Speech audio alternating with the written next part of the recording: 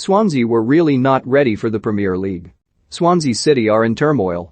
With a fortnight to go to the start of their championship season, they have yet to replace their talismanic forward with a proven star, their captain and long-serving midfielder is certain to be sold, and their manager has walked out as a result of these and other problems in South Wales. It is astounding that the Swans were just 90 minutes away from the Premier League in May despite this raft of issues, and perhaps a godsend that they did not soar into the top flight of English football. To wish away a potential promotion may look anywhere from silly to ludicrous at first glance, and no Swan should bite the hand that feeds when it comes to success, however short-term, but these problems would largely remain had that Wembley outing gone the Welsh side's way instead of the Bees. Now it is Swansea who have an extremely busy couple of weeks and months ahead. Some will question former manager Steve Cooper's decision to leave with no obvious job on offer elsewhere, and even more will wonder why Swansea put up such little fight to keep him for the remainder of his contract. In truth, there was little that could repair the damage accrued between Cooper and the US ownership now in place at the Liberty Stadium during the second half of the Welshman's two-year stint with the Championship club. Cause and effect is a phrase that comes to mind when discussing many of the problems that plagued the white and black corner of South Wales. Having watched largely through stuttering iFollow streams and second-hand social media commentary, it has been a challenge for fans of all clubs to remain as committed and interested in their clubs, particularly the 90 minutes of football every weekend and most midweeks. For Swansea supporters, it was particularly tough. Their team played winning football, but at a cost. The style of play became the elephant in the room, particularly during the latter stages of the campaign.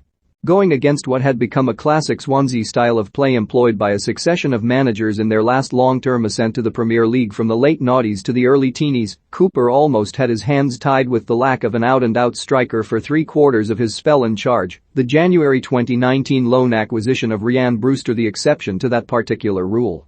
Even had Swansea gained promotion to the Premier League, it is unlikely that Cooper would have managed even one top-flight game.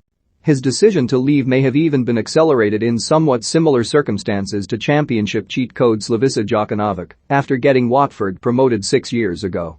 As such, Swansea City fans should be counting their blessings that they lost against Brentford in that sunny May showdown.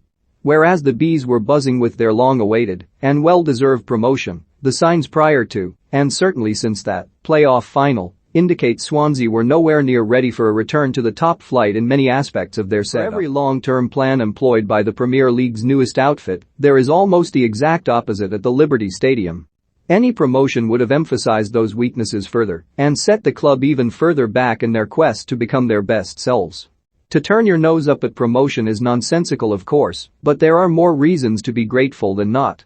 Despite making the end-of-season lottery 2 years running, Swansea felt like a club changing a flat tire while still driving the car forward, applying plasters and short-term fixes as their motor fell to pieces behind them. In 2019-20, an end-of-season surge in form behind closed doors saw the Swans squeeze into the playoffs on the final day, largely thanks to Nottingham Forest's spectacular collapse, proof of how Sabri Lamouchi's side were not Premier League ready. Last season, the improvements were steady if not spectacular, but owed largely to huge presences in either box, top scorer and earner Andre Ayew scoring goals when the rest of the team were not performing, and on-loan goalkeeper Freddie Woodman, earning the Golden Glove for most clean sheets in his second season-long loan temporary spell in South Wales. Now back with parent club Newcastle United, another return to Swansea was already looking unlikely, and even more so now Cooper has departed, and the keeper crisis at St James Park means Woodman is looking good to stake a claim for the number 1 shirt at the start of the upcoming Premier League season. But the problems run deeper than individual players, however difficult they will be to replace. Swansea have been getting much right. You don't make 2 successive playoff campaigns without doing so, and a change in manager needn't be a reset to square one. The new manager, and reports suggest former midfielder and QPR caretaker John Eustace is the progressive choice, will be aware of the issues at the club and that this season is likely to be one of the toughest since returning to the Championship.